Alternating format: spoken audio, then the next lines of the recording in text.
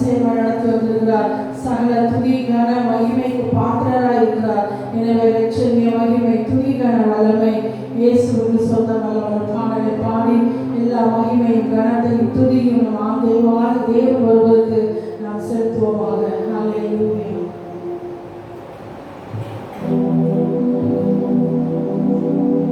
லட்சணிய மகிமை துதி கன வல்லமை இயேசுவுக்கு சொந்தமல்லவா. ஆவியின் வல்லமை கிருபை மேல் கிருபை தருகின்ற தேவன் அல்லவா. லட்சணிய மகிமை துதி கன வல்லமை இயேசுவுக்கு சொந்தமல்லவா. ஆவியின் வல்லமை கிருபை மேல் கிருபை தருகின்ற தேவன் அல்லவா. உம்மை பாடி சோதரிப்பேன், சங்கீதம் பண்ணிடுவேன். உம்மை பாடி சோதரிப்பேன், சங்கீதம் பண்ணிடுவேன். உம்மிலிருந்து மகிழ்ந்திடுவேன், உம்மிலிருந்து மகிழ்ந்திடுவேன். லட்சணிய மகிமை துதி கன வல்லமை இயேசுவுக்கு சொந்தமல்லவா. ஆவியின் வல்லமை கிருபை மேல் தருகின்ற தேவன் அல்லவா. சாரோனின் ரோஜாவிலே, சீயோனின் பெரியவரே. சாரோனின் ரோஜாவிலே, சீயோனின் பெரியவரே. சாத்தானை ஜெயித்த சத்துவமன்றி பாடுவேன் அல்லேலூயா. சாத்தானை ஜெயித்த சத்துவமன்றி பாடுவேன் அல்லேலூயா.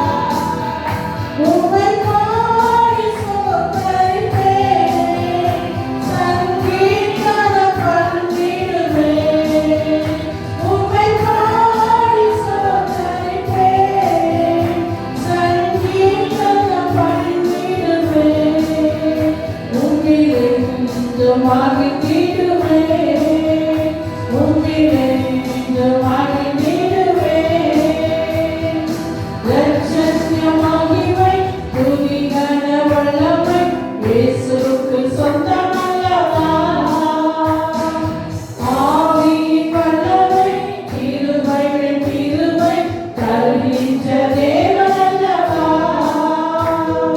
லட்சணிய மகிமை துதி கன இயேசுவுக்கு சொந்தமல்லவா. ஆவியின் வல்லமை கிருபை மேல் கிருபை தருகின்ற தேவன் அல்லவா. காருண்யம் உள்ளவரே, கரம் பற்றி நடத்திடுவேன், கண்மணி போல காண்பித்ததாலே பாடுவேன் அல்லேலூயா. கடந்த மாதங்கள் எல்லாம் நம்மை கண்மணி போல காத்தனாலே உள்ளத்தின் ஆழத்திற்கு நாம் கத்தருக்கு மகிமைகளை துதிகளை நன்றி படைகளை நாம் ஏறெடுப்போமாக. காருண்யம் உள்ளவரே, கரம் பற்றி நடத்திடுவேன். காருண்யம் உள்ளவரே, கரம் பற்றி நடத்திடுவேன். கண்மணி போல காத்திட்டதாலே பாடுவேன் அல்லேலூயா. கண்மணி போல காத்திட்டதாலே பாடுவேன் அல்லேலூயா. உம்மை பாடி சோதரிப்பேன், சங்கீதம் பண்ணிடுவேன். உம்மை பாடி சோதரிப்பேன், சங்கீதம் பண்ணிடுவேன். உம்மிலிருந்து மகிழ்ந்திடுவேன், உம்மிலிருந்து மகிழ்ந்திடுவேன். லட்சணிய மகிமை துதி கன வல்லமை இயேசுவுக்கு சொந்தமல்லவா.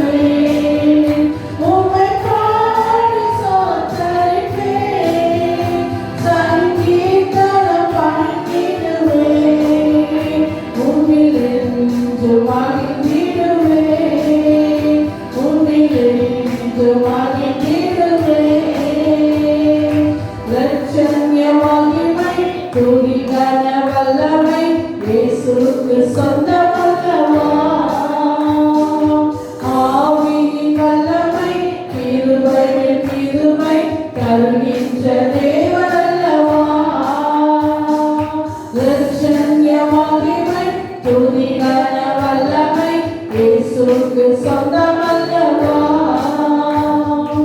ஆவியின் வல்லமை கிருபை மேல் கிருபை தருகின்ற தேவன் அல்லவா. என்னை காண்பவரே, தினம் காப்பவரே, என்னை காண்பவரே, தினம் காப்பவரே,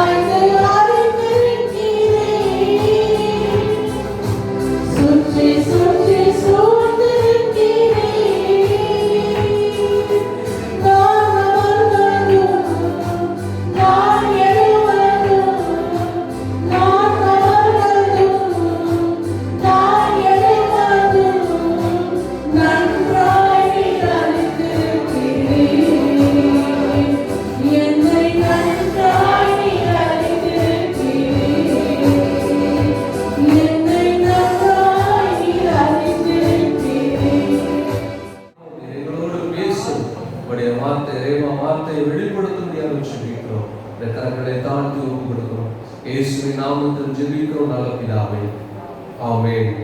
கர்த்தருடைய பரிசுத்த நாமம் மகிமைப்படுவதாக. இந்த வருஷத்திலும் கடந்த 10 மாதங்கள் தேவன் நம்மை கனிமணி போல பாதுகாத்து இந்த 11வது மாதத்துக்குள்ளாக தேவன் நம்மை பிரவேசிக்க செய்திருக்கிறார். இந்த 11வது மாதத்திலே தேவன் நமக்கு திருச்சபைக்கு கொடுத்த வாக்குத்தத்தம் எஸ்தர் புஸ்தகம் 9ஆம் அதிகாரம் முதல் வசனத்தை வாசிக்கலாம். எஸ்தர் 9:1. ராஜாவின் வார்த்தையின்படியும் அவனுடைய கட்டளையின்படியும் செய்யப்படுகிறதுக்கு ஆதார் மாதம் என்கிற 12ஆம் மாதம் 13ஆம் தேதியிலே யூதரின் பகைஞர் அவர்களை மேற்கொள்ளலாம் என்று நம்பினார்களே, அந்நாளிலே தானே யூதரானவர்கள் தங்கள் பகைஞரை மேற்கொள்ளும்படிக்கு காரியம் ஆறுதலாய் முடிந்தது. அல்லேலூயா, அல்லேலூயா. முடிவை மாற்றுகிற தேவன் என்று சொல்லி இந்த மாதத்தில் நம்முடைய தேவனை குறித்த தன்மையை நாம் பார்க்கிறோம். அவர் மாற்றுகிறார், மாறுதலை தருகிறார், மாற்றத்தை தருகிறார் என்பதை குறித்து சில மாதங்களுக்கு முன்பாக நாம் தியானித்தோம். அவர் எப்படிப்பட்ட மாற்றத்தை தருகிறார் அப்படின்னா, அவர் முடிவை மாற்றுகிற தேவனாக இருக்கிறார். அல்லேலூயா, அல்லேலூயா. பொதுவாக மனிதர்களிலே ஒரு பகுதியினர் செல்வாக்குள்ளவர்களாக, அதிகாரம் உள்ளவர்களாக காணப்படுகிறார்கள். அவ்விதமாக இது இன்றைக்கு நேற்றல்ல, ஆதி காலம் முதல் அப்படியாக இருக்கிறது. செல்வாக்குள்ளவர்கள், அதிகாரத்தில் இருக்கிறவர்கள், அவர்கள் தாங்கள் விரும்பினது அதை எதை வேண்டுமானாலும் அவர்கள் செய்ய முடியும். அப்படி செய்வதை யாரும் தடுக்க முடியாது, மாற்ற முடியாது என்று ஒரு சில பிரிவினர்கள் எண்ணுகிறார்கள். அதிகாரத்தில் இருக்கிறவர்கள், செல்வாக்கு உடையவர்கள், பணம் செல்வாக்குள்ளவர்கள். இன்னொரு பகுதியில் திறமை உள்ளார்கள், திறமை பலன் உள்ள ஆட்கள், ஞானம், திறமை, அறிவு உள்ள ஆட்கள். இன்னைக்கு மனிதனுடைய கண்டுபிடிப்புகள் பார்த்தீங்கன்னா எங்கேயோ போயிட்டு இருக்கிற மனுஷனுடைய கண்டுபிடிப்புகள், அறிவியல், விஞ்ஞானம் வளர்ச்சியை பார்க்கும்பொழுது எங்கேயோ இன்னைக்கு மனிதன் போய் கொண்டிருக்கிறான். மனிதனாலே எதையும் செய்ய முடியும் அப்படிங்கிற ஒரு நிலைக்கு போயிட்டு இருக்கிறான். செயற்கையாக கரு உற்பத்தி பண்ணுறது, செயற்கையாக மனிதனை மட்டுமல்ல விலங்குகளையும் அவன் உற்பத்தி பண்ணக்கூடிய ஒரு நிலைக்கு இன்றைக்கு காணப்படுகிறான். நிலாவுக்கு சென்று அங்கே தங்குபடியாக அதற்கான எல்லா காரியங்களையும் மனிதன் செய்யலாம் உண்டாக்குறான். இப்படி நிறைய விஞ்ஞான வளர்ச்சி, மனிதனுடைய அறிவு, அதனுடைய தாக்கம் எப்படி இருக்கிறதுன்னு சொன்னால், தன்னால் எதையும் செய்ய முடியும், தன்னால் ஒன்றும் முடியாது அப்படிங்கிற ஒரு நிலைக்கு இன்னைக்கு மனிதன் இருக்கிறான். அவன் எதை வேண்டுமானால் செய்ய முடியும், எதையும் செய்ய அவனை யாரும் தடுக்க முடியாதுன்னு நினைக்கிறான். அறிவியலில், விஞ்ஞானத்தில் அப்படி எதையும் செய்ய முடியுன்றான். அதே போல் அதிகாரம் அடைந்தவனும் அதே தான். இந்த 2 விதமான கூட்டத்தில் இருக்கக்கூடிய அந்த ஜனங்கள், இவர்கள் தங்களுடைய வளர்ச்சிக்காகவோ தங்களுடைய நன்மைக்காகவோ அவர்கள் செயல்பட்டால் பரவாயில்லை. தங்களுடைய அறிவு, தங்களுடைய திறமை, தங்களுடைய செல்வாக்கு, தங்களுடைய அதிகாரம், இவைகளை அவர்கள் பயன்படுத்தி மற்றவர்களுக்கு தீங்கு இழைக்க, மற்றவர்களுக்கு விரோதமான காரியங்களை செய்ய முற்படுவதுதான் அது பிரச்சனையாக மாறுகிறது.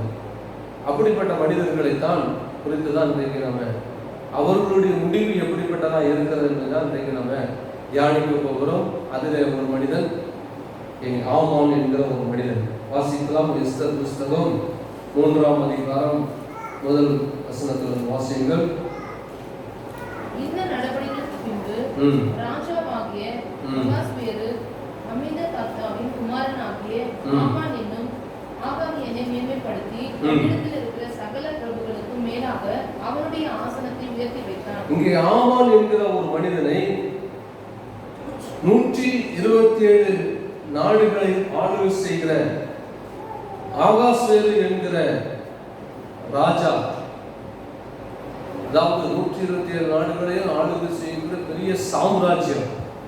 சாதாரண ஒரு ராஜ்யம், ஒரு தனிப்பட்ட ஒரு தேசத்தின் ஆளுகை செய்யக்கூடிய ராஜா அல்ல.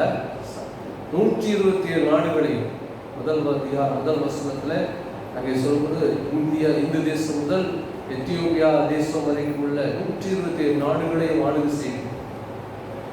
அதாவது தானியேல் தீர்க்கதரிசியில வாசிக்கும்போது தானியேல் தீர்க்கதரிசன புஸ்தகத்துல நேபுகாத்நேச்சார் இருக்கிற பாபிலோன் சாம்ராஜ்யத்தின் ராஜாவிற்கு தேவன் அவர் வெளிப்படுத்தும் பொழுது ஒரு சொப்பனம் காண்கிறார். அதுல ஒரு சிலை பார்க்கலாம். அந்த சிலையின் பகுதி தலை பொன்னால் இருக்கிறது, அதனுடைய மார்பு பகுதி, அதனுடைய ஷோல்டர், அதனுடைய புஜம் அது வெள்ளி, அதற்கு பிற்பாடு வெண்கலம், அதற்கு பிற்பாடு இரும்பு, அதற்கு பிற்பாடு இரும்பும் களிமண்ணும் கலந்த கலவை என்கிற தரிசனத்தை பார்க்கிறோம். அப்போ அங்கே நேபுகாத்நேச்சாருக்கு தானியேல் சொல்லும் பொழுது அந்த பொன்னான கடை நீரே அப்படின்னு சொல்லுகிறார். அப்படின்னா அந்த நேபுகாத்நேச்சார், அந்த பாபிலோன் சாம்ராஜ்யம், அந்த பாபிலோன் சாம்ராஜ்யத்தை போல அதற்கு பிற்பாடு எந்த சாம்ராஜ்யம் அதே போல எழும்பணும். இன்னைக்கு இருக்கிற எந்த ராஜாவும் எந்த ராஜாங்கமும் அப்படி இல்லை. அதனால அளவுக்கு அந்த அதிகாரம் உள்ளது. அன்றைக்கு இருந்த அந்த அதிகாரம் இன்னைக்கு எது கிடையாது. அதுக்கு அடுத்தது எழுப்பின மேதிய பெர்சிய சாம்ராஜ்யம். அவர்களுக்கு பின்னால் எழுப்பின எந்த ராஜாக்களும் மேதிய பெர்சிய சாம்ராஜ்யத்தை போல அதிகாரம் உள்ளவர்கள் அல்ல இன்னைக்கு இருக்கிறவர்கள். அப்படின்னா இன்னைக்கு இருக்கிற ராஜாவை, இன்னைக்கு இருக்கிற சாம்ராஜ்யங்கள், இன்னைக்கு இருக்கிற தேசத்துல இருக்கிற தேசங்களையோ ஆளுகையில் இருக்கிறவர்களையோ நம்ம ஒப்பிட்டு பார்க்கும்போது இவர்களெல்லாம் அவர்களுக்கு ஈடானவர்கள். அந்த அளவுக்கு அவர்கள் மேலான நிலைமையில, உயர்ந்த நிலைமையில இருந்தாங்க. அவ்வளவு அதிகாரம் படைத்தவர்கள். அப்படி 127 நாடுகளை ஆளுகை செய்ததான அந்த அகாஸ்வரி ராஜா தனக்கீழே இருந்த ஒரு தன்னுடைய ஊழியக்காரனான ஆமான் என்கிற ஒரு மனிதனை அவன் தனக்கு இருக்க ஊழியக்காரர்களுக்கு மேலாக, தனக்கு இருந்த எல்லா பிரதானிகளுக்கு மேலாக அவனுடைய ஆசனத்தை உயர்த்தி, அவனுடைய பதவியை உயர்த்தி, அவனை மேன்மைப்படுத்தி, அவனை எல்லா மனிதர்களும், அவனுடைய ஊழியக்காரர் எல்லாரும் ராஜாவை வணங்குவாங்க. அதே போல இங்கே ஆமானையும் வணங்க வேண்டும் என்று சொல்லி ராஜா அவர்களுக்கு கட்டளையிட்டான். ராஜாவை வணங்குவது போல ஆமானையும் வணங்கி நமஸ்கரிக்க வேண்டும். அதோடு நிறுத்திக் கொள்ளவில்லை. அடுத்ததாக நாம் பார்க்கும்போது 3ஆம் அதிகாரத்திலே 12ஆம் வசனத்தை வாசிக்கலாம். முதலாம் மாதம் 13ஆம் தேதியிலே ராஜாவின் சம்பிரதிகள் அழைக்கப்பட்டார்கள். 10ஆம் வசனம் சார். அப்பொழுது ராஜா தன் கையில் இருக்கிற தன் மோதிரத்தை கழற்றி ஆகாகியனான அம்மிதாதாவின் குமாரனும் யூதரின் சத்துருவும் ஆகிய ஆமானிடத்தில் பாருங்க, ராஜாவுடைய மோதிரத்தையும் கழற்றி அவன் கையில கொடுத்துட்டான். அப்போ அவன் எவ்வளவு அதிகாரம் வரும். 127 நாடுகளுக்கும் இப்பொழுது ராஜால ஆமான் என்ன சொன்னாலும் அவன் ஒரு நிருபத்தை, ஒரு லெட்டரை எழுதி அந்த ராஜா மோதிரத்துல முத்திரையை போட்டுட்டான் அப்படின்னா அது செல்ல முடியாது. அப்ப எந்த அளவுக்கு அவன் அதிகாரம் உள்ளவனா இருக்கிறான் பாருங்க.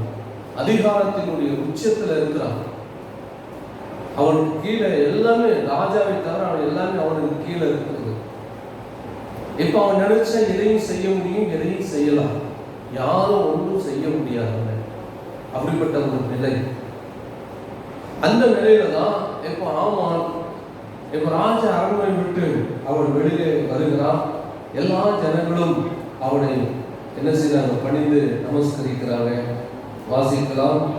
அது 3ஆம் அதிகாரம் 2ஆம் வசனத்துல வாசிப்போம். ஆகையால் ராஜாவின் அரண்மனை வாசலில் இருக்கிற ராஜாவின் ஊழியக்காரர் எல்லாரும் ஆமானை வணங்கி நமஸ்கரித்து வந்தார்கள். எல்லாரும் ராஜாவின் ஊழியக்காரர்களும் அவனை நமஸ்கரித்தார்கள், வணங்கி நமஸ்கரித்தார்கள்.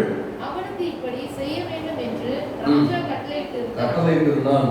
ஆனாலும் மொர்தெகாய் அவனை வணங்கவும் ஆனாலும் மொர்தெகாய் அவனை வணங்கவும் இல்லை, நமஸ்கரிக்கவும் இல்லை.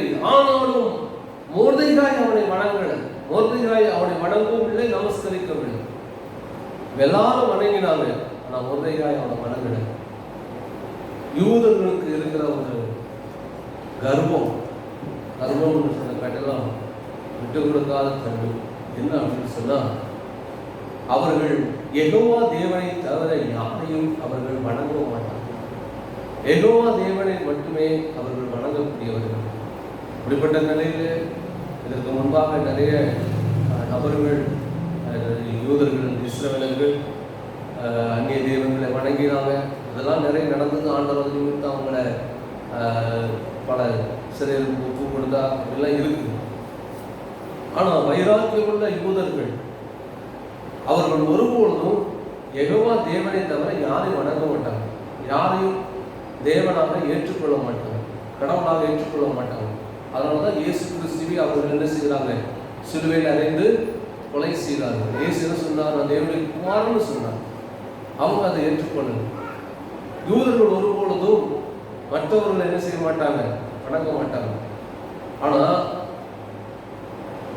அந்த நாட்களிலே, அதாவது நாம் பார்க்கிறபடி பாபிலோனில் இருந்த ராஜாக்கள், நேபுகாத்நேச்சார், அந்த நாட்களில் இருந்து பார்க்கும்போது ராஜாவைத்தான் கடவுளாக வணங்குவார்கள். தெய்வத்தை விட ராஜா தான் அவங்களுக்கு முக்கியம். ராஜா தான் கடவுள். ராஜாவைத்தான் முதலாவது கடவுளாக அவர்கள் வணங்குவார்கள். நாம் வணங்கணும். நம்ம அதை தானியேல் புஸ்தகத்தில் பார்க்கிறோம். ராஜா தன்னை ஒரு கோச்சிலை உண்டாக்கி வணங்க சொல்லுகிறதை பார்க்கிறோம். அவங்களுடைய பழக்க வழக்கம் அதுதான். ஒரு அதாவது ராஜாவை வணங்குவது மற்றவங்களுக்கு அது மேன்மை. அவங்க ராஜாவை வணங்குறதா பெருசா நினைப்பாங்க. ஆனா யூதனை பொறுத்த வரைக்கும், யூதர்களை பொறுத்த வரைக்கும் யெகோவா தேவனை தவிர யாரையும் அவர்கள் வணங்க மாட்டாங்க. அதனால அவங்க வணங்கணும். அது மாத்திரம் அவன் சொல்றான். அவங்ககிட்ட அவன் தொடர்ந்து வணங்காத இதுவரைக்கும் ஆமான் பார்த்தானோ பார்க்கலையும் தெரியாது. ஆனா அங்க இருந்த ராஜாவின் ஊழியக்காரர்கள் ஒன்று சொல்றாங்க, பார்த்துட்டு சொல்றாங்க, ஏன்பா நீ மட்டும் வணங்க மாட்டேங்கிற அவனை, நாங்கள் பார்த்து சொல்லிட்டே இருக்கிறோம், நீ அவன் ராஜாவின் உத்தரவே நீ மீறுறிய, ராஜாவின் உத்தரவே நீ மீறுகிறது என்ன அப்படின்னு சொல்லிட்டு, சரி அவனை பற்றி ஆமாட்டியாவது நம்ம சொல்லி பார்க்கணும் என்ன நடக்குது. இவன் ரொம்ப பெரிய யூதன் சொல்றானு பார்க்கலாம். இவனுடைய அந்த யூத குலம் அவனை காப்பாற்றுதா, ராஜாவுடைய அந்த ஆமானுடைய அந்த அதிகாரம் இவனை காப்பாற்றுதா பார்க்கலாம் அப்படின்னு சொல்லி என்ன செய்யறாங்க, ராஜாவுடைய அரண்மனை ஊழியக்காரர்கள் ஆமானிடத்தில் சொல்லுகிறார்கள். வாசிங்க 3ஆம் வசனம். அப்பொழுது ராஜாவின் அரண்மனை வாசலில் இருக்கிற ராஜாவின் ஊழியக்காரர் மொர்தெகாயை பார்த்து, நீ ராஜாவின் கட்டளையை மீறுகிறது என்ன என்று கேட்டார்கள். இப்படி அவர்கள் நாளுக்கு நாள் அவனுடனே சொல்லியும் அவன் தங்களுக்கு செவிப்படாத போது, நான் யூதன் என்று அவன் அவர்களுக்கு அறிவித்திருந்தபடியால் மொர்தெகாயின் சொற்கள் நிலைநிற்குமோ என்று பார்க்கிறதுக்கு அதை ஆமானுக்கு அறிவித்தார்கள். அவன் யூதன் என்று சொல்லிட்டபடினாலே, சரி நீ யூதனா என்ன பார்க்கலாம், அவன் சொல்லு நிலையில் இருக்கிறமா பார்ப்போம் அப்படின்னு சொல்லி ஆமானுக்கிட்டே போய் சொல்லிட்டாங்க.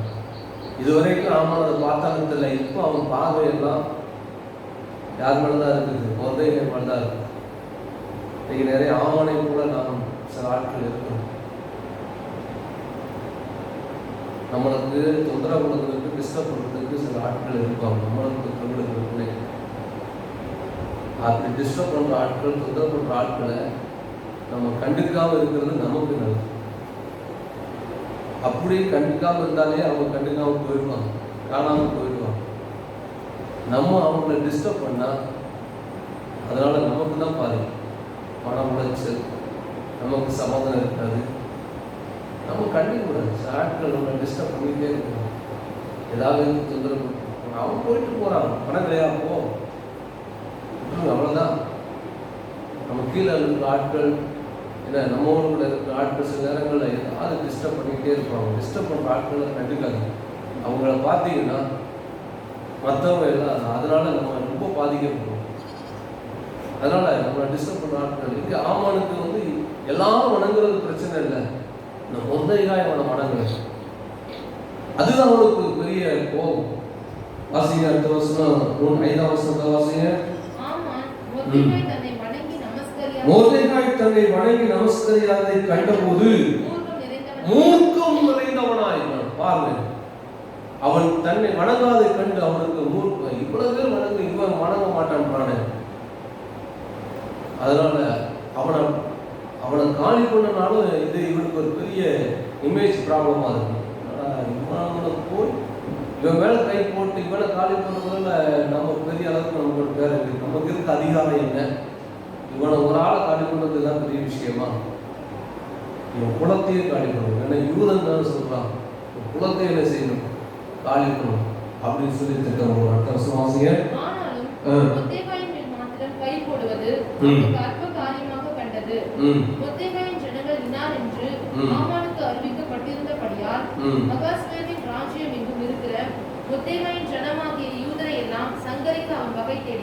பாருங்க, இப்போ ஆமானுடைய திட்டம் என்னவென்று சொன்னால் யூதர்களை சங்கரிக்க வேண்டும். மொர்தெகாய் மேல இருக்கிற அந்த கோபம் முழு யூதர்கள் மேல வந்துச்சு. முழு யூதர்களை இவன் குலத்தையே இல்லாம காலி பண்ணணும். இவன் என்ன யூதன் சொல்லிட்டு இவன் பெரிய ஆன்மீக சொல்லிட்டு இருக்கிறான். இவன் குலமே இல்லாம பண்ணுவோம். நமக்கு இருக்கிற அதிகாரத்தை சும்மா சின்ன லெவலில் பயன்படுத்தக்கூடாது, பெரிய லெவலில் பயன்படுத்தணும் அப்படின்னு அவன் நினைக்கிறேன். இப்போ நம்மளை விட அதிகாரம் உள்ள ஆட்கள், நம்மளை விட அதிகாரத்தில் உள்ளவங்களோ இல்லை நம்மளை விட திறமையாக செயல்படுகிற ஒரு ஆட்களோ நம்ம வந்து அவங்கள என்ன செய்ய முடியாது, நேரடியாக அவங்கள மோத முடியாது. நேரடியாக மோத முடியாத சூழ்நிலை வரும்போது என்ன பண்ணுவோம் சொல்லுங்க? நம்ம பலத்துக்கு மிஞ்சின ஆட்கள், நம்ம யோசிக்கிறதுக்கு முன்னாடி யோசிப்பாங்க சில ஆட்கள், நம்ம திட்டமிடுறதுக்கு முன்னாடி அவன் திட்டமிடணும். அப்படிப்பட்ட நம்மளை விட திறமையான ஆட்கள் இருப்பாங்க, நம்மளை விட செல்வாக்கான ஆட்கள், அதிகாரத்தில் ஆட்கள், அவங்கள நேரம் மோத முடியாது. அப்படிப்பட்ட சூழ்நிலை என்ன பண்ணுவோம் சொல்லுங்க? இப்போ கம்பெனியில் நமக்கு மேலே சூப்பர்வைசர் இருக்கிறாரு, இல்லை மேனேஜர் இருக்கிறாரு, அவங்க நேரடியாக மோத முடியாது. என்ன பண்ணுவோம்? நம்மளை மாதிரி 4 பேர் கூட அங்கே இருப்பாங்க. அந்த மேனேஜர் மேலே இருக்கக்கூடாது, சூப்பர்வைசர் பிடிக்கிறாள் 4 பேர் இருப்பாங்க. அவங்கள கூட்டணி சேர்த்து கோஷம் போடுவோம். இதுதான் அதே நேரம் நமக்கு அதிகாரம் இருந்துன்னு வச்சுங்களேன், நம்ம அதிகாரத்தை தகுந்த மாதிரி யோசிக்கணும், பிளான் பண்ணுவோம். வெளியில் அரசியல்வாதி சப்போர்ட் இருக்குன்னு வச்சுக்கோங்க, வெளியில் ஆளுங்கட்சி சப்போர்ட் இருக்குன்னா நம்ம பிளான் வேறு மாதிரி மாறுவோம். இந்த எம்எல்ஏட்ட சொல்லி, இந்த எம்பிகிட்ட சொல்லி, இல்லை இந்த மினிஸ்டர் சொல்லி அப்படி பிளான் பண்ணுவோம். அதிகாரத்தில் ஒன்றுமே இல்லை அப்படின்னா நம்மள மாதிரி ஆட்கள் 4 பேரை கூப்பிட்டு கோஷம் போகணும். இதுதான் அவனும் அதே மாதிரி தான். இவன் கைக்குள்ளவனுக்கு அற்புத காரியமாக இருக்கிறதுனால அவன் பெருசாக பிளான் பண்ணுறான். யூதர்களையே அழிச்சிருவோம், யூதர்களை காலி பண்ணிடுவோம் அப்படின்னு அவன் திட்டம் போடுறான். இதுதான் ஆமானின் திட்டம். திட்டம் பண்ணது மட்டுமல்ல, யூதர்களை அழிப்பதற்காக அவன் ராஜாட்ட சொல்லி, ராஜாவும் அவனுக்கு ஒப்புதல் கொடுத்துட்டு மோதிரத்தை கொடுக்குறான். 127 நாடுகளுக்கும் அவன் லெட்டர் அனுப்பி முத்திரை போட்டு லெட்டர் அனுப்பினான். ஒரு 12ஆம் மாதத்துல 13ஆம் தேதியில எல்லா யூதர்களையும், ஒவ்வொரு தேசத்துல இருக்கக்கூடிய யூதர்களுடைய எதிரிகள், எல்லா தேசத்திலையும் நம்ம ஒவ்வொருவருக்கும் எத்தனையோ எதிரி இருப்பான், கண்டிப்பா இருப்பான். இல்லைன்னு யாராவது சொல்றீங்களா? இருக்கவே மாட்டோம். கண்டிப்பா நம்ம ஒவ்வொருவருக்கும் ஒருத்தனாவது எதிரி இருக்கும். வேலை பார்க்கறதுல, என்ன குடும்பத்தில், என்ன நம்ம இருக்கிற இடத்துல எங்கேயாவது 4 பேர் இருக்க தான் செய்வோம். இல்லாத ஆளுக்கு இருக்கவே மாட்டோம். அப்போ யூதர்களுக்கு 127 நாடுகள்லையும் யூதர்களுக்கு எதிரி இருப்பான்னா கண்டிப்பாக உண்டு. அவங்களுக்கெல்லாம் மேம்படுதலாம்.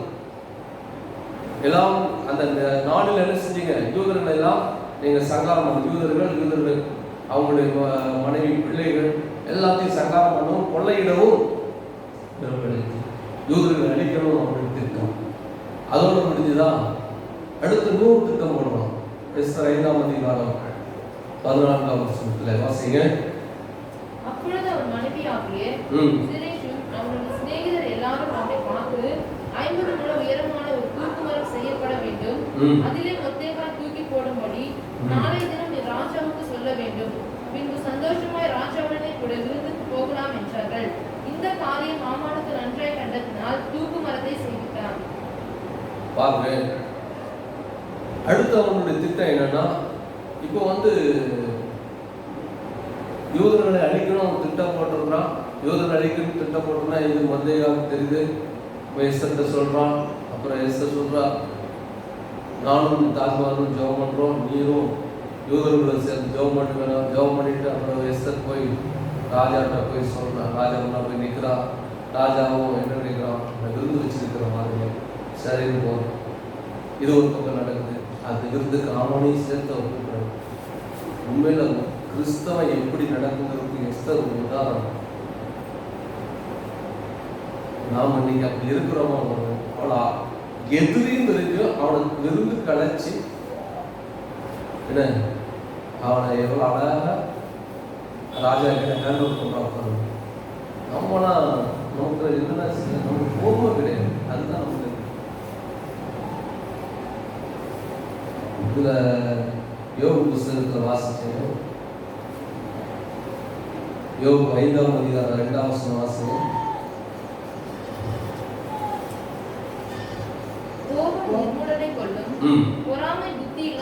கோபம் யார் கொள்ளும்? நிர்மூலனை கோபம். கோபம் நிர்மூலனை கொள்ளும். கோபப்பட்டோம், ஆத்திரப்பட்டோம், நம்ம கழிவு நாம தான். அது யாருமே தெரியாது. பொறுமையா இருங்க, நிதானமா யோசிங்க, கோபம் பண்ணுங்க. கர்த்தர் ஆனாலும் லீட் பண்ணுங்க. கோபப்பட்டீங்க ஒரு காரியம் நடக்காது. கழிவு நமக்கு நாம வேற யாரும் இல்லை. கோபம் நிர்மூலனை கொள்ளும். இன்னும் பார்த்தா மர்தெகாய் இது ஆமானுக்கும் இது கோபப்பட்டான்.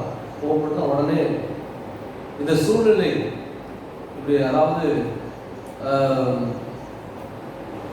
எஸ்தர் போய் ராஜா சொல்ல, ராஜா விருந்து கிடைக்கிறான். இதெல்லாம் ஒரு பக்கம் நடக்குது. உடனே ஆமானுக்கு ரொம்ப கீழே நடக்கவே முடியல. அவன் செல்வாக்கு எங்கெல்லாம் போயிடுச்சு. இப்போ ராஜாக்கு வரைக்கும் போயிடுச்சு. ராஜாத்தி என்னை கூப்பிட்டு, என்னை ராஜா மட்டும்தான் கூப்பிட்டுருக்கிறா விருந்துக்கு. அப்படி செல்வாக்கு போய் செல்வாக்கு எங்க வரைக்கும் போயிட்டு பாரு அப்படின்னு போய் வீட்டில் போய் சொல்றான். அவன் விருந்துக்கு போயிட்டு விருந்துக்கு போயிட்டு வரும்போதும் அவன் அப்படியே பார்க்க அவன் போக வணங்குறான். அதுக்கு அந்த இதுல சொல்லப்படுது, அவன் என்ன மூர்க்க வெறி. இந்த மூர்க்க வெறி கோபம் அவனை ஒரு ராஜாத்தி வைத்த விருந்துக்கு போயிட்டு வரவனா கூட சந்தோஷமா இருக்க விடாது. நம்முடைய கோபம், நம்முடைய மூர்க்க வெறி தான் நம்முடைய சந்தோஷத்தை கெடுக்குது. அவன் சந்தோஷமா வரது. ராஜா அப்படி போயிட்டு வரும்போது கூட வரான். என்னடா இவன் ஒருத்தவங்க என்ன எதிர்க்க மாட்டான். யூதர்களை கொண்டதற்கட்டும் இவனுக்கு சரியான தண்டனை கொடுக்கணும். இவனை வித்தியாசமா காலி பண்ணணும் அப்படின்னு முடிவு பண்ணணும். மூக்கு வெறி கோபம் எப்படி அவனை தூண்டுறது பாருங்க. சில நேரங்களில் நம்மளுடைய மூக்க வெறி கோபம் நமக்கு இருக்கக்கூடிய அந்த விலங்கினம் இது இடம் கொடுத்தோம் அப்படின்னா அது நம்மளை தவறா வழி நடக்கும். சந்தோஷமா ஒரு நாள் ஒன்று இருக்க விடாது. நம்ம ஒரு நாள் சந்தோஷமா இருக்க மாட்டோம். சந்தோஷமான ஒரு காரியத்தை கூட சந்தோஷமா கொண்டாட மாட்டோம். அதான் நிறைய பேர் இருக்கிற ஸ்பெஷல். சந்தோஷமான காரியத்தை கூட சந்தோஷமா கொண்டாட மாட்டாங்க, சந்தோஷமா இருக்க மாட்டாங்க. சந்தோஷமான நாள்ல கூட சந்தோஷமா இருக்க மாட்டாங்க. காரணம் உள்ளது இருக்காங்க கோபம், மூர்க்கவெறி, கசப்பு. என்ன இதெல்லாம் நம்ம சந்தோஷத்தை, நம்முடைய சமாதானத்தை கெடுக்கும். எச்சரிக்கையா இருக்கு. அப்படியே ராஜாவுக்கு விருந்து வைக்கிறான். அந்த விருந்து முடிச்சு வரோம், ரொம்ப வீட்டுக்கு வரான். மனைவி அவனுக்கு ஆலோசனை கரெக்டாக சொல்கிறான். அந்த மாதிரி இன்னும் தானே இருக்கிறான், மாறலையே. அப்போ அவங்க சொல்கிறாங்க, தூக்கு மாற்ற செஞ்சு அவனை தூக்கில் போடுறோம். நைட்டாக உட்காந்து தூக்கு மாத்திரை செய்கிறான். ஃபஸ்ட்டு விருந்துக்கு போயிட்டு வந்து ஆமன் மொர்தேகாய்க்காக என்ன செய்யலாம், தூக்கு மரத்தை செஞ்சு ஆமன் தூக்கு மரத்தை நட்டுறதுக்காக புளியை நோண்டுறான். நைட்டாக புளியை நோண்டுறான். அவன் புளியை நோண்டுற நேரத்தில் கர்த்தர் அவனுக்கு புளியை நோண்டுறான். அல்லேலூயா, அல்லேலூயா. நம்ம தேவனா அவன் புளி நோண்டுற நேரத்தில் அதே நேரத்தில் ஆண்டவனும் அவன் புளி நோண்டுறாரு.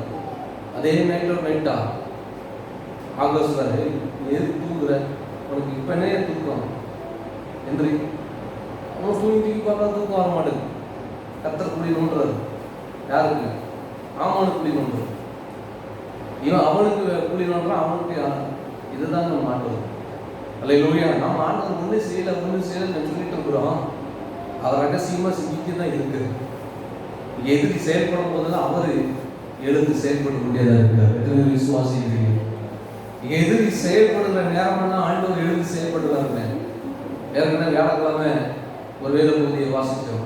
வாசிங்க. அப்போஸ்தலர்களுடைய 5ஆம் அதிகாரம் 17ஆம் வசனத்தை வாசிங்க.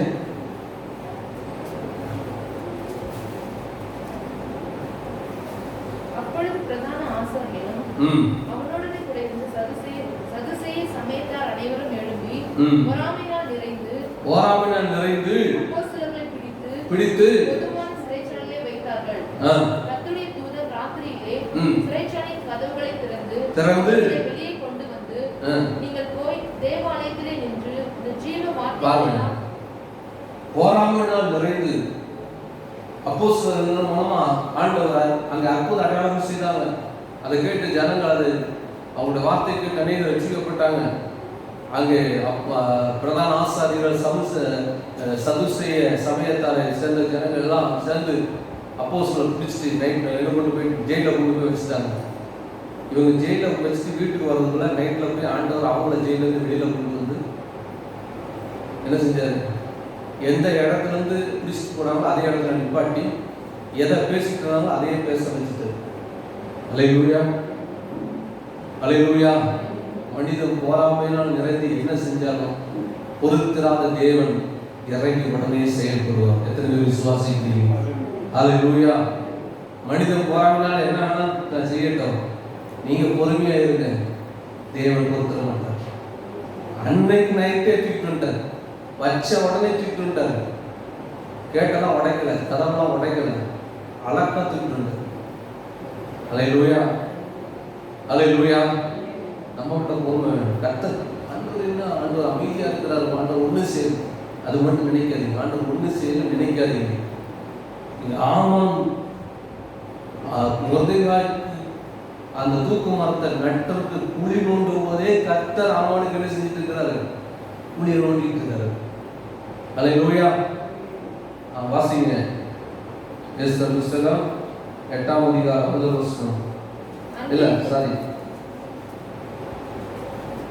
6ஆம் அதிகாரம் 1 வசனம். அந்த ராத்திரியிலே ராஜாவுக்கு நித்திரை வராத பாருங்க, அன்னைக்கு ஆண்டவர் குழி நோண்டாரு. இது வேற அது வேற. ஆண்டவர் ராஜாவுக்கு தூக்கத்தை கெடுக்கிறார். சரி, தூக்கம் தான் வரல, எப்பா நடவடிக்கை புத்தகத்தை எடுத்துக்கலாம், வாசிக்கிறாங்க. வாசிக்கும் போது ராஜாவுடைய வேலைக்காரங்க 2 பேர் ராஜாவை கொலை செய்து திட்டம் போடுறாங்க. இதை மொர்தெகாய் எஸ்தர்ட்ட சொல்லி எஸ்தர் ராஜாவை சொல்லிட்டாங்க. இது மொர்தெகாய் இருக்காங்க, அது நடவடிக்கை புத்தகத்தில் எழுதியாச்சு, ரெக்கார்ட் ஆயிடுச்சு, மினிட்ஸ்ல ரெக்கார்ட் ஆயிடுச்சு மொர்தெகாய் செஞ்சது. இப்போ என்ன, மொர்தெகாய்க்கு அதுக்கு எதுவும் பதில் செய்யணும். இப்போ ராஜா வாசிக்கும் போது ராஜா கேட்கலாம், ஆமா அந்த மொர்தெகாய்க்கு ஏதாவது செஞ்சுறீங்களா, செய்யலையா? சொல்லிட்டு இருக்கும் போது குழியை நோண்டி அந்த மரத்தை நட்டிட்டு வந்து அங்க வந்து நிற்கிறான். கரெக்டா அவனே வந்து நிற்கிறான். கரெக்டா கொடுக்குறான். நைட்டா அவனுக்கும் தூக்கம் வராம, இவனுக்கும் தூக்கம் வராம, இவனை கொண்டு போய் அங்க கொடுக்குறாரு. யார் அங்க வெளியே நிற்கிறது? ஐயா மொர்தெகாய். ஆமா கூட நான் அவனை தான் எதிர்பார்த்தேன். கூட்டம் ஆமா, அது மொர்தெகாய்க்கு சாரி ஆமானுடைய மனசுல எல்லாம் நிறைஞ்சிருக்கிற ஆள் யாரு? மொர்தெகாய். அவனை தூக்குல போடுறதுக்கு அவனை நினைச்சிட்டே இருக்கலாம். அவனை நம்மளுக்குள்ள நினைஞ்சுக்க முடியல. ஆனா ராஜா மொர்தெகாய கனப்படுத்தணும்னு நினைச்சிட்டு இருக்கு. சரி, கொஞ்சம் மாதிரி இப்படி மாத்தி யோசிச்சானா? தூக்கம் போடுறதுல தன்னை யோசித்து பார்த்தானா? யோசித்து பார்க்கல. கனப்படுத்துறதுல மட்டும் ராஜா சொல்றான். ராஜா கூப்பிட்டு இந்த மாதிரி நான் கனம் பண்ணணும், என்ன பண்ணணும், யாரை கனம் பண்ணணும், உடனே டக்குன்னு அந்த இடத்துல தன்னை கொண்டு வச்சுட்டான். ஏதாவது நல்லது நடக்குன்னா அதில் மட்டும் நம்மளை கொண்டு வச்சிருவோம். ஏதாவது கெட்ட நடக்குன்னா நம்ம எதிரியை கொண்டு வச்சிருவோம். அவன் தலையில இடி விளையாட்டு. அப்படிதானே? ஏதாவது கெட்டது நடக்குன்னா அங்கே நம்ம எதிரி இருந்தால் நல்லா இருக்கும், சந்தோஷப்படுவோம். ஏன்னா அவன் தலையில இடி விழணும். அப்படிதானே? ஏதாவது நல்லது நடக்குன்னா நமக்கு அங்கே இருக்கணும். கீழே ஒரு 10,000 ரூபாய் கிடக்குது, சரி 10 லட்சம் கிடக்கு, 10 கோடி கிடக்குன்னா சார் ஆண்டு அந்த இடத்துல கொண்டு போய் நிப்பாட்டலையா இருக்கும். ஏன் இடியில் இருந்த இடத்துல போய் நிப்பாட்டலன்னு ரொம்ப யோசிக்கோமா? எதிரி அங்கே வைக்கக்கூடாது. எதிரி என்றைக்குமே ஆண்டு சொல்றாரு, எதிரியை நேசிக்க தான் செய்வோம். எதிரியை கொண்டு அங்கே கொண்டு வைக்கக்கூடாது. அல்லேலூயா. எப்போ நம்ம மாற்றி யோசிச்சு பார்க்கணும். இந்த இடத்துல நான் இருந்தா என்ன கொண்டு இந்த இடத்துல வச்சா தூக்கு மரத்தை கொண்டு ஒருவேளை என்ன தூக்கில் போட்டா அப்படின்னு யோசித்து பார்த்துருந்தா கண்டிப்பாக தூக்கு மரம் கட்டியிருக்க மாட்டான். இவனும் தூக்கில் போயிருக்க மாட்டான். அது யோசிக்காம இருந்ததுனால தூக்கு மரத்தை நட்டினா அவனே அதில் வருது. அல்லேலூயா. இப்போ ராஜா கனப்படுத்துறத மட்டும் தன்னை நினைச்சு பார்க்கலாம். ராஜா என்ன தவிர யாரை கனப்படுத்துவார்? இவனுடைய நோக்கம் எல்லாம் தான் தான் தான் தான் நான் தான் நான் தான். இப்ப என்னன்னா இவன் ராஜாவாகணும். அவன் ஆசைதான் இப்ப தான் ராஜாவாகணும். அவனை உயர்த்தி வச்சது எல்லாம் ராஜா. இவனுடைய ஆசையெல்லாம் நான் ராஜாவாகணும். அதனாலதான் வாயிலிருந்து வருது, ராஜா ஏறக்கூடிய குதிரை, ராஜா போடக்கூடிய செருப்பு, ராஜா உடுத்தக்கூடிய வஸ்திரம், ராஜாவின் தலையில் உள்ள கிரீடம் ராஜா மட்டும்தான் கிடைக்கும். அவன் ஆசையில் அங்கதான் இருக்கு. ராஜா இருக்கு. ராஜா அவனை பாருங்க, மனசுல எல்லாமே ராஜா. கர்த்தர் சில நேரங்கள் நம்ம உயர்வு தரணும். நம்முடைய திறமை, நம்முடைய பலனுக்கு மிஞ்சி ரொம்ப நம்ம ஆசைப்படக்கூடாது, ரொம்ப யோசிக்கணும். நம்ம கர்த்தர் எந்த இடத்துல வச்சிருக்கிறாரோ, என்ன நிலைமையில வச்சிருக்கிறாரோ அதுதான் யோசிக்கணும். இங்கே முன்னாடி இருந்த சில சகோதரர்கள் சொல்லுவாங்க, அவங்க தனியாக போயிட்டு இருந்தாங்க. அப்போ அவங்க சொல்லுவாங்க, நம்முடைய சகோதரர்களுக்கு ஆண்டவர் எல்லா தேசத்திலும் கொண்டு போன அழைப்பு கொண்டிருக்கிறார். அவருக்கு நான் பேட்டரி விட்டு நானும் கூட அழைக்கே போவேன். 2 பேரும் இங்கே தான் சுற்றிட்டு இருக்கிறாங்க. அவரும் நிறைய உதவி செய்கிறாரு, அவரும் இங்கே தான் சுற்றிட்டு இருக்கிறார். அவரும் எங்கேயும் போகல. இந்த பேட்டரி இருக்கிறாலும் இங்கே தான் இருந்தார். அவரும் எங்கேயும் போகல. ரொம்ப யோசிக்கணும். பாஸ்டர் சுந்தரராஜ் அவங்க சொல்லுவாங்க, நான் மற்ற எந்த தேசத்துக்கும் எங்கேயும் போகிறதுக்கு கிடையாது.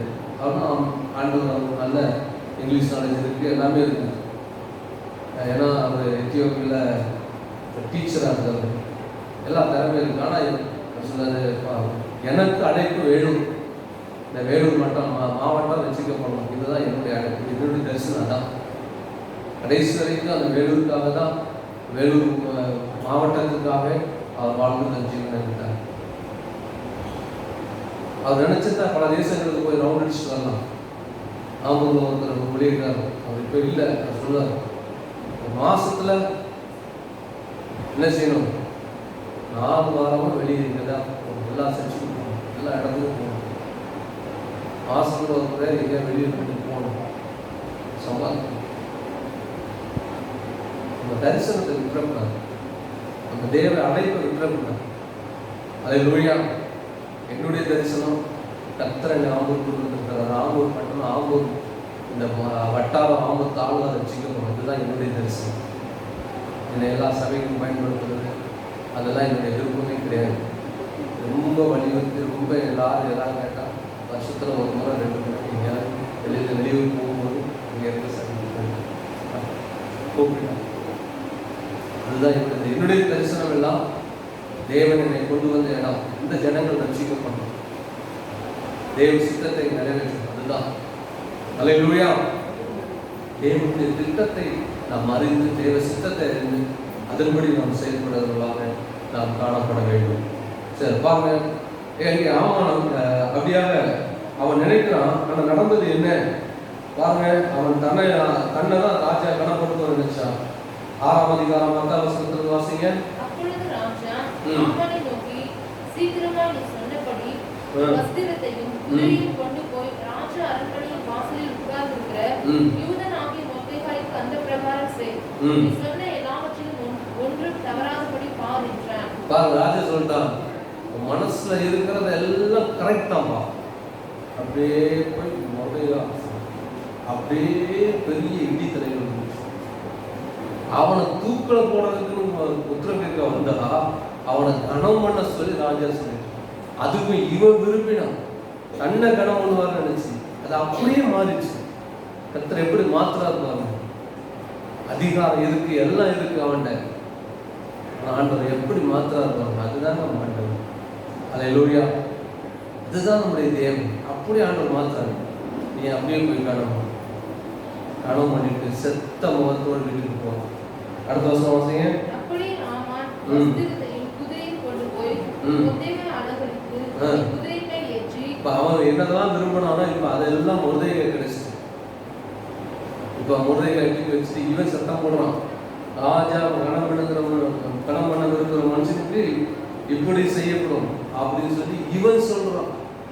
சொல்லி செத்த முகத்தோடு முக்காடு போட்டு வீட்டுக்கு போனான். ஏன் நம்ம வாழ்க்கையில் அநேக காரியங்களை தலை குனிஞ்சு நம்ம போறோம் அப்படின்னு சொன்னா நம்ம விரோதம், கசப்பு, மற்றவங்களுக்கு விரோதமா சில முகமுகமா சில ஆட்களை பார்த்து பேச முடியுது. தலைமுறைமான வாழ்க்கை எல்லாம் எதுக்கு? தங்களோட இருக்கிற கசப்புனால, மற்றவங்க மேல் இருக்கிற போராமைனால. அவன் பாருங்க, இப்போ இவ்வளவு நாள் தலை நிமிந்து போன இப்போ தலை குனிஞ்சு போறான். சஞ்சலப்பட்டு முக்காடிட்டு தன் வீட்டுக்கு அவன் திரும்பி போனான். தீவிரித்து போனான். திரும்பி கூட பார்க்கல. பின்னங்கள் படரடிக்கு ஓடிக்கிட்டு, நம்ம பஸ்ஸில் சொல்ல போனா ஒரே மாட்டான், திரும்பி பார்க்க ஓடிக்கிட்டு வீட்டில் போய் சொல்றான், இந்த மாதிரி நடந்து போச்சு. ராஜாத்தி வச்ச விருந்துக்கும் விருந்தையும் சந்தோஷமா கொண்டாடவில்லை, எல்லாம் மாறிடுச்சு. ஒரே குழப்பம். மைண்ட் நம்முடைய சிந்தை, நம்முடைய எண்ணங்கள் சரியா இல்லாதனால தான் குழப்பம். ஒரு காரியத்தை ஒருபடியா செய்ய முடியும். நம்ம மைண்ட் சரியா, சிந்தைகள் சரியில்லை, நம்முடைய எண்ண ஓட்டங்கள் சரியில்லை. அதனாலதான் நம்முடைய வாழ்க்கையில எல்லாமே குழப்பத்திலே இருக்குது. நம்ம எதையும் சரியான ஒரு சரியா தீர்மானிக்க முடியல, சரியா செயல்படுத்த முடியல, சரியான ஒரு பார்வை நமக்கு இல்லை. உங்களுடைய எண்ணங்கள் சிந்தனைகள் செயல்படும் சரியா இருந்தால் எல்லாம் சரியாது, குழப்பம்லாம் நீங்கும். அல்லேலூயா. பாருங்க, அப்படியாக அவன் போறான். போய் வீட்டுக்கு போறான். அதுக்குள்ள அடுத்த அழைப்பு வருது. எஸ்தர் கூப்பிட்டான், ராஜாக்கு விருந்துக்கு கூப்பிட்டுட்டா அப்படின்னு சொல்லி திரும்ப அழைப்பு வருது. என்ன செய்யறது? இப்பதான் வெக்கப்பட்டு கூப்பிட்டு வந்துருக்கிறான். எடுத்து அழைப்பு வருது. என்ன பண்ற? ஒரே குழப்பம். ரொம்ப குழப்பத்துல அவன் என்ன பண்றான்? அவன் விருந்துக்கு அவன் போறதுக்கு முன்னால வாசிங்க 7ஆம் அதிகாரம் 1 வசனம். ராஜாத்தி ஆகிய எஸ்தருடனே விருந்துண்ண ராஜாவும் ஆமானும் வந்தபோது 2ஆம் நாள் விருந்தில் திராட்சரசம் பரிமாற்றம். பாருங்க, இப்பொழுது ராஜாத்தி விருந்துக்கு அழைத்திருக்கிறபடினால விருந்துக்கு அவன் போகிறான். அந்த விருந்துக்கு போனான். அதான் சொல்றேன், நாமனா இப்போ நம்ம பெண்கள் பொதுவாக சில ஒரு ஆள் ஏதாவது சொல்லிட்டு போயிட்டாங்க, ஏதாவது பண்ணிட்டாங்க அப்படின்னா வீட்டுக்கு தனியாக வீட்டுக்கு வந்த பிறகு சாப்பிட்டு அமைதியாக வீட்டில் உட்காந்து மொபைல் பார்க்கும்போது, டிவி பார்க்கும்போது என்ன உங்கள் மாமியார் உங்கள் அம்மா இப்படிலாம் சொல்லிட்டாங்க. என்ன சொல்கிறாங்க? சாப்பிட்டியான்னு கேட்டாங்க. அதான் அதை எப்படி சொல்கிறாங்க? உங்கள் அம்மா எப்படி சொல்லிட்டாங்க? அப்படின்னு நம்ம அப்படியே கொஞ்சம் அடிச்சு அப்படியே பத்த வச்சு. ஆனா எஸ்தர் அப்படி இல்லை. இந்த ஆமான் நேரடியாக நிற்க வச்சு பக்கத்துல வச்சு அப்படி பிடிச்சு கையில பிடிச்சு கொடுக்குறான், அப்படியே கொடுக்குறான். அதுதாங்க கிறிஸ்தவம். அப்படியே அவன் கூப்பிட்டு வச்சு அவனுக்கு விருந்து கொடுத்து அப்படியே ராஜா கையில பிடிச்சு கொடுக்குற இந்த துஷ்ட ஆமான். ஹல்லேலூயா. அது எதிரிய அப்படியே பிடிச்சி கையில கொடுக்குற வரைக்கும் பொறுமையா காத்துடும். எதிரி நம்ம கையில வர்ற வரைக்கும் நம்ம கையில எதிரியை கொண்டு வந்து அப்படியே நம்ம கையில இருந்து ஹேண்ட் ஓவர் பண்ணணும். அந்த அளவுக்கு பொறுமையா இருக்கும். நமக்கு அந்த பொறுமை வேணும். ஜபமும் பொறுமையும் வேணும். ஹல்லேலூயா, ஹல்லேலூயா. எதிரியை தான் கைக்குள்ள கொண்டு வந்து இப்போ அதை அப்படியே ராஜா ஹேண்ட் ஓவர் பண்ணலாம். அவன் திக்குமுக்காடி இந்த ஆமான் இந்த துஷ்ட ஆமான் தான் அவன் ஒன்றும் பண்ணவும் முடியல. சொல்லிட்டு ராஜா அடிச்சு போயிட்டான். உங்க பெட்ரூம்ல போயிட்டு மணிக்கு இருக்கான். பார்த்தா ராஜா இன்னும் கோவம் அதிகமாயிடுச்சு. திரும்பி வந்தான். டேய், நான் அரண்மனையில் இருக்கும் போதே இப்படி பண்றியா? அப்பா நீ என்னெல்லாம் பண்ணிருப்ப நீனு? அவன் சொல்லி முடிஞ்சு நான் தலையில முக்காட போட்டேன், தூக்கிட்டு போயிட்டாங்க. அதுக்குள்ள அங்க இருந்து ஒருத்தன் வாரான். ஆமா, வீட்டு முன்னால ஒரு பெரிய தூக்கு மரம் இருக்கு. ராஜா முதல்ல எங்காக ஆமான் செஞ்சு வச்சிருக்கான், போடுறா தூக்கி. முடிஞ்சு போச்சு. ஹல்லேலூயா. தூக்கு மரம்னா இன்னைக்கு நம்ம இருக்கிறது போல தூக்கு கை அந்த தூக்கு மரம் கிடையாது. அது நம்ம கொடு மரமா இன்னும் சொல்லுவாங்க. நீளமா அது எண்ணெயெல்லாம் தேய்த்து பழுப்பு மரமா இருக்கும். மேலே ஊச்சியா இருக்கும். மேலே அப்படி கொண்டு உட்கார வச்சுட்டாங்கன்னா கீழே வந்துடுவான் பாடியை. மரம் அப்படியே சரீரத்தில் உள்ள ஊறி பாய்ஞ்சிடும். அப்படிப்பட்ட தூக்கு மரம். ஹல்லேலூயா. தூக்கு மரத்தை செஞ்சது முறையிருக்காரு. கர்த்தர் முடிவை மாற்றுறது. அப்படியே அவனை தூக்கி கொடுப்பாரு. அதே தூக்கு மரத்தில் ஆமானை பேசுகிறார். ஆண்டவர் மாற்றுறார். ஹல்லேலூயா, ஹல்லேலூயா. பாருங்க, வாசிங்க 7ஆம் அதிகாரம் 9ஆம் வசனத்தை வாசிங்க. அப்பொழுது ராஜ சமூகத்தில் இருக்கிற பிரதானிகளில் அத்மோனா என்னும் ஒருவன், இதோ ராஜாவின் நன்மைக்காக பேசின மொர்தெகாய்க்கு ஆமான் செய்வித்த 50 முழ உயரமான தூக்கு மரம் ஆமானின் வீட்டண்டை நாட்டப்பட்டிருக்கிறது என்றான். அப்பொழுது ராஜா, அதிலே அவனை தூக்கி போடுங்கள் என்றான். அதிலே அவனை தூக்கி போடுங்க. அப்படியே ஆமான் மொர்தெகாய்க்கு ஆயத்தம் பண்ணின தூக்கு மரத்தை கொஞ்சமாவது யோசிக்கணும். தன் தூக்கு மரம் ஆயத்தம் பண்ணும்போது ஒருவேளை நம்மளை போட்டாங்களா அப்படின்னு யோசிச்சுருந்தா செஞ்சிருக்க மாட்டான். இப்போ தூக்கில் ஏறும்போது என்னெல்லாம் போடும்போது என்னெல்லாம் யோசிச்சிருப்பான். சரி, ஃபஸ்ட்டே நம்ம யோசிக்காம போயிருக்கோம். சரி, நம்ம தான் இப்படி யோசிச்சோம். மனைவியாவது ஒரு வார்த்தை சொல்லியிருக்கலாமே. நம்மளும் கூட சேர்ந்து தானே சொன்னாங்க. கூட இருந்தே நம்மளை காணி சொல்லிட்டாங்க. அவளாவது வந்து சொல்லியிருக்கலாமே. ஏயா, உங்களுக்கு இதெல்லாம் தேவையா? ஏதோ ஆண்டவர் வயிற்று வச்சிருக்கிறாரு, இல்லையா? ரொம்ப வேலை, ரொம்ப ஓடாத, ரொம்ப ஆடாத, அடிமையா கடைக்கு வாசி, பொறுமையாக இரு சொல்லியிருக்கணும். அதை விட்டுட்டு செய்யா செய்யா எல்லாத்தையும் தூண்டி விட்டு இன்னைக்கு அவனை தூக்கி போட்டு வேடிக்கை போட்டு. ஹல்லேலூயா, ஹல்லேலூயா. சில நேரங்களில் நம்ம ஆலோசனை கொடுக்கறது ஆலோசனை கொடுக்குற ஆட்கள் கவனமாக இருக்கணும். அவங்க செய்த காரியம் என்ன? தவறான காரியத்துக்கு ஒருபோது துணையாக போகாதீங்க. தவறான காரியத்தில் அவங்க போகிறாங்களா? உங்கள் ஆலோசனை சிலர் வந்து என்கிட்ட கேட்கவே மாட்டாங்க, எதுவுமே சொல்ல மாட்டாங்க. சமீபத்தில் அப்படி தான் முடிஞ்செல்லாம் ஒரு மேரேஜெல்லாம் முடிஞ்சிட்டு வந்து அப்பவும் சொல்லலை, வழியில் பார்த்து கேட்டேன் என்ன அப்படின்னு. அவங்க என்னன்னு தான் கேட்டேன். அவங்களே எல்லாத்தையும் ஓப்போம். ஆனால் அதுக்கு முன்னாடி தெரியும் எதுக்கு என்ன சொல்லலை. நீ சொன்னால் வேண்டாம்னு சொல்லி. ஆமாம், நான் எதுக்கு வேண்டாம்னு சொல்கிறேன்? ஒன்றும் வசனத்துக்கு விரோதமாக எதாவது பண்ணியிருப்பீங்க, தேவனுக்கு விரோதமாக எதாவது பண்ணியிருப்பீங்க, அப்படின்னா வேண்டாம்னு சொல்லுவேன். மற்றபடி நீங்கள் ஒரு காரியத்தை செய்யணும் அது வேண்டாம்னா எனக்கு என்ன இருக்குதுன்னு. வசனத்துக்கு விரோதமாக ஆண்டவருக்கு விரோதமாக செய்யக்கூடாது. தவறான காரியத்தை செய்யக்கூடாது. அப்படி செய்யும்போது நான் அதுக்கு வேண்டாம் தான் சொல்லுவேன். இன்னைக்கு அப்படிதான் இருக்கிறாங்க ஜனங்கள். தவறான காரியத்துக்கு நீ துணை போன அவங்களுக்கு துணைக்கணும், தவறான காரியத்துக்கு பாஸ்டர் உடந்தையா இருக்கணும், அவங்க என்ன செஞ்சாலும் சப்போர்ட் பண்ணணும். அது ஒரு நாள் நடக்காது. கர்த்தரை விடவும் மாட்டார். அல்லேலூயா, அல்லேலூயா. பாருங்க, ஆமாம், அவனை தூக்கில போட்டான். இவன் முதலாவது என்ன நினைச்சா, யூதர்களுக்கு விரோதமாக திட்டம் போட்டான், யூதர்கள் அடிக்க. அதுக்குள்ள எப்படியாவது ஒன்றையா காலி கொண்டு நினைச்சான். இவன் காலி. திட்டம் பாருங்க, ஆண்டவர் இவன் போட்ட திட்டத்தை ஆண்டவர் அப்படியே மாத்துறது. இவனை தூக்கில தூக்கி போட்டாச்சு. சரி, அதோட முடிஞ்சதா? அடுத்த அதிகாரத்தில் முதல் வசனத்தில் வாசிங்க. இதுல 8ஆம் அதிகாரம் முதல் வசனம். அன்றைய தினம் அகாஸ்வேரு ராஜா யூதரின் சத்துருவாய் இருந்த ஆமானின் வீட்டை ராஜ்யத்தியாக எஸ்தருக்கு கொடுத்தான். அவன் வீட்டுக்கு எஸ்தருக்கு வந்துச்சு.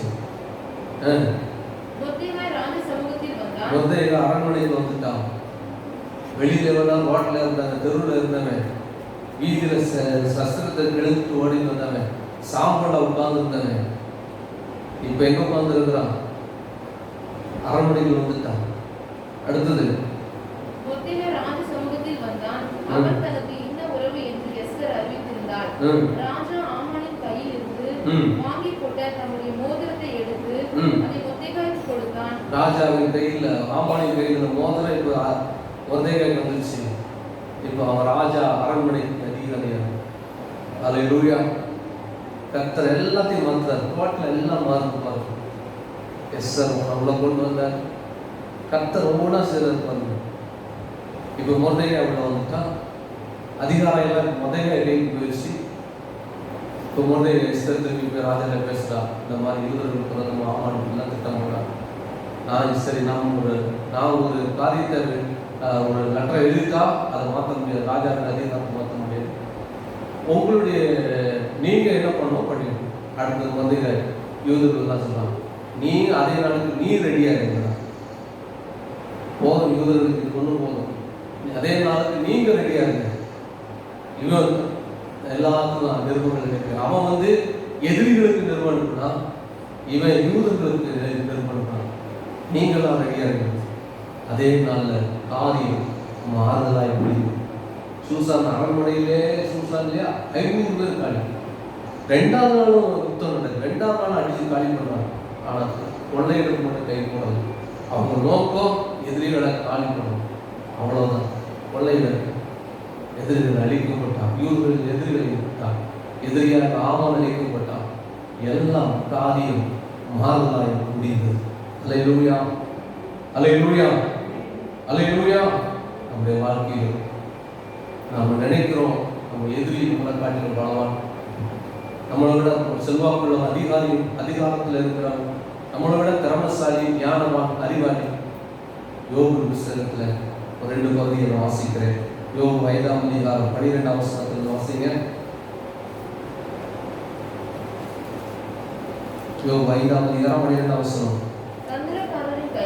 தந்திரக்காரன் கைகள் காரியத்தை முடிய நடக்கக்கூடாதபடிக்கு அவர்களுடைய உபாயங்களை அவர் அபத்தமாக்குகிறார். தந்திரக்காரன் கைகள் காரியத்தை நடக்கக்கூடாதபடிக்கு என்ன செய்யறார் ஆண்டவர்?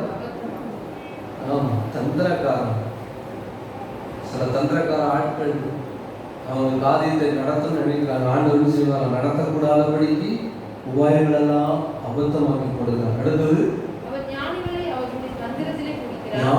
ஒரு தந்திரத்தில் பிடிக்கிறார். சரி, போதும். 8ஆம் அதிகாரம் 11ஆம் வசனம்.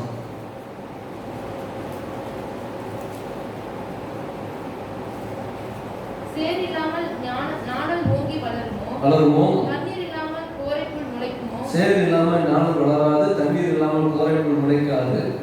அது இன்னும் அப்படி வளர்ந்து அது பச்சையா இருக்கும் போதே அறுக்கப்படாமல் இருந்தாலும் சீக்கிரமா வாடி போகும்.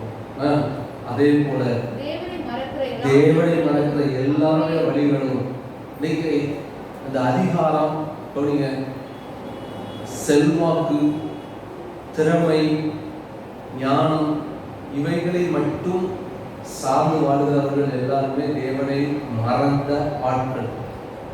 அவன் கிறிஸ்தவனா இருக்கட்டும், கிறிஸ்தவன் அல்லாதவனா இருக்கட்டும், ஊழியக்காரனா இருக்கட்டும், ஊழியர் அல்லாத இருக்கட்டும், தன் திறமைய மட்டும் பார்க்கிறவன், தன் பலனை மட்டும் நம்பி இருக்கிறவன், தன்னுடைய செல்வாக்கு அதிகாரத்தை மட்டும் பார்க்கிறவன், அவன் தேவனை மறக்கிறான். அவன் தேவனுடைய ஆலோசனை கேட்பதில்லை, அவன் தேவனை தேடுவது கிடையாது. தேவனை மறக்கிற எல்லாரும் எப்படி இருக்கிறாங்கன்னா இப்படியே அவங்க இருக்கிறாங்க.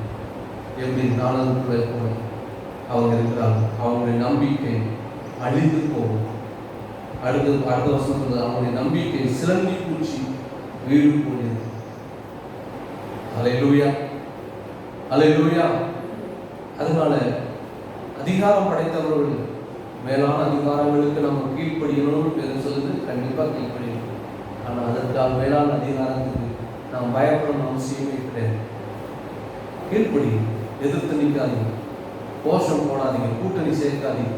மேலான அதிகாரத்துக்கு விரோதமாக அவங்களுக்கு நமக்கு விரோதமாக எழுதுறாங்களா, ஆட்களை உங்களுக்கு 4 பேர் சேர்த்து கோஷம் போடணும் கம்பெனியில், அவங்களுக்கு அதெல்லாம் வேண்டவே வேண்டாம். அதனால் ஒன்று நீங்கள் சாதிக்க மாட்டீங்க, நீங்கள் தோற்று போவீங்க, வெட்கப்பட்டு போவீங்க. ஆனால் நீங்கள் காத்து ஜெபம் பண்ணுங்க. இங்கே பாருங்க, எஸ்தர் ஜெபம் பண்ணா காரியங்கள் எல்லாம் மாறிச்சு. அதே போல் அப்போஸ்தலர் நடவடிக்கைகளை வாசிக்கும் போது கூட சீஷர்களை சிறைச்சாலையில் வைக்கும் பொழுது அவர்களை சீஷர்கள் எல்லாம் ஜெபம் பண்ணாங்க. அப்போஸ்தலர் சிறைச்சாலை வைக்கும்போது சீஷர்கள் ஜெபம் பண்ணாங்க. அதே போல பேதுருவை சிறைச்சாலை வச்சிருக்கும் போது அப்போஸ்தலர் சீஷர்கள் எல்லாம் ஜெபம் பண்ணாங்க. ஜெபம் பண்ணாங்க. கர்த்தர் கொண்டு வந்தார் வெளியில, பேதுருவை எடுத்து வெளியில கொண்டு வந்தார். அல்லேலூயா. அப்போஸ்தலர் 16ஆம் அதிகாரத்தில் அதுக்கு முந்தின அதிகாரங்களை வாசிக்கும் போது ஃபர்ஸ்ட் ஸ்தேவான் கொலை செய்யப்படுது. முதல் சாட்சி ஸ்தேவான் கொலை செய்யப்பட்ட அடுத்த அதிகாரத்தில் 8ஆம் அதிகாரத்தில் பார்த்தீங்கன்னா சபைக்கு உபத்திரம் ஆரம்பிச்சு. 7ஆம் அதிகாரத்தில் ஸ்தேவான் கொலை செய்யப்படுகிறான். 8ஆம் அதிகாரத்தில் சபையில் உபத்திரம் ஆரம்பிக்கும். சபை உபத்திரம் ஆரம்பிக்கும். ஸ்தேவான் கொலை செய்யும் பொழுது கூட இருந்ததான சவுல் எழுப்பி அவன் சபையை துன்பப்படுத்த ஆரம்பிக்கிறான். 9ஆம் அதிகாரத்தில் சவுல் அப்படி சபையை துன்பப்படுத்த முடியாம அவன் புறப்பட்டு போகும்போது கர்த்தர் அவனை சந்திக்கிறார். அடுத்து நீங்க அப்படி தொடர்ந்து நீங்க வரும்போது பார்த்தீங்கன்னா அடுத்தது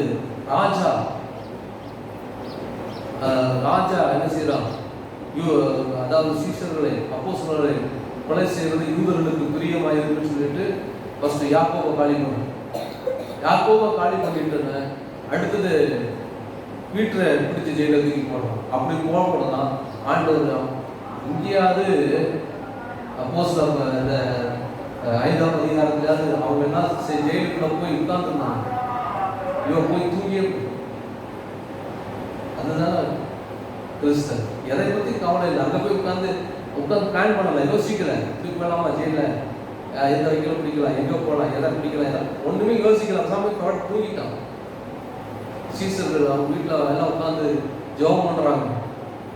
தூதன் வந்து தட்டி எழுப்புறான், பெரிய எழுதியிருப்பான் அப்படின்னு சொல்லி வெளியில கேட்டுலாம் திறந்து அவளை பிடிச்சி கட்டி பிடிச்சி வெளியில் கூப்பிட்டு போய் நல்லா தூக்கத்தில் இருக்கிறாங்களா கூப்பிட்டு வெளியில் கொண்டு போய் ஜெபம் எல்லாத்தையும் மாற்றுவேன். அல்லேலூயா. ஜெபமும் பொறுமையும் இருந்தால் எதையும் சாதித்தல். எந்த அதிகாரத்தை குறித்து நம்ம பயப்பட தேவை. எந்த மனிதனின் ஞானம் ஒன்றும் பண்ண முடியாது. அதை விட மிஞ்சின ஞானம் நம் தேவனின் ஞானம். அல்லேலூயா. ஞானிகளை அவங்களோட ஞானத்திலே பிடிக்கிறார், அவன் ஞானத்திலே பிடிக்கிறார். இவன் வச்ச தூக்கு மரத்துல அவன் தூக்கி போடாது பாருங்க. அதுதாங்க நம்ம தேவன். அல்லேலூயா. அதே ஆமான் வீட்டை தூக்கி எஸ்தர் கையில கொடுக்குறார். அதே ஆமான் கையில மோதிரத்தை எடுத்து முதல்ல கையில கொடுக்குறார். எல்லாத்தையும் அப்படியே மாத்திரா இருப்பாங்க. நம்ம நினைச்சா வாங்க முடியாது, நம்ம நினைச்சா ஒன்றும் பண்ண முடியாது. நம்ம எடுத்து கோஷம் தான் போட்டிருப்போம். ஆனால் ஆண்டவர் அப்படியே மாத்திரா இருப்பாரு. எல்லாத்தையும் மாற்றுவார், எல்லாத்தையும் மாற்றுகிற தேவன். அல்லேலூயா. வாழ்க்கையில் நீங்க நினைக்கிறீங்க உங்களோட எதிரி உங்களை விட பலவானா இருக்கலாம், ரமசாலியா இருக்கலாம், ஞானமுள்ளவனா இருக்கலாம், செல்வாக்குள்ளவனா இருக்கலாம். நீங்க ஒருபோதும் நம்ம எதிர்த்து நிற்க வேண்டாம். நீங்க ஜெபம் பண்ணுங்க, பொறுமையா இருங்க. கர்த்தர் எல்லாத்தையும். அல்லேலூயா.